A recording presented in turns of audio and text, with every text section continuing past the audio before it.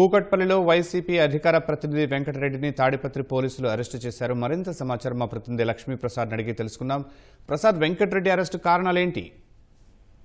శర్మ, తిరుమల పరకామణిలో విదేశీ డాలర్ల దొంగతనం కేసులో ఫిర్యాదుదారుగా ఉన్న సతీష్ కుమార్ ఈ నెల 14వ తేదీ తెల్లవారుజామున తాడిపత్రి దగ్గర రైల్వే ట్రాక్ పక్కన హత్యకు గురయ్యాడు.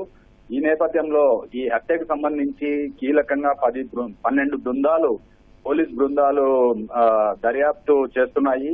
ఈ దర్యాప్తు వేగవంతంగా జరుగుతున్న ఈ సమయంలో వైసీపీ అధికార ప్రతినిధి తాడిపత్రికి చెందిన కారుమూరి వెంకటరెడ్డి, ఇతను ఎక్స్ లో ప్రభుత్వమే హత్య చేసింది ఈ సతీష్ కుమార్ ను అన్నట్లుగా పోస్టులు చేయడంతో పాటు దాన్ని వైరల్ చేయడం జరిగింది.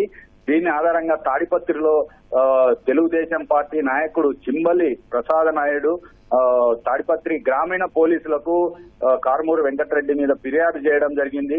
ప్రభుత్వ ప్రతిష్టను దెబ్బతీసేలా ఈ వేగంగా దర్యాప్తు జరుగుతుంటే ఈ దర్యాప్తును పక్కదోవ పట్టించేలా ఇతను పోస్టులు చేసి ఎక్స్ట్రా పోస్టులు చేసి ప్రభుత్వానికి చెడ్డ పేరు తెస్తున్నాడు అంటూ ఈ తెలుగుదేశం పార్టీ నాయకుడు రూరల్ పోలీసులకు ఫిర్యాదు చేయడం జరిగింది.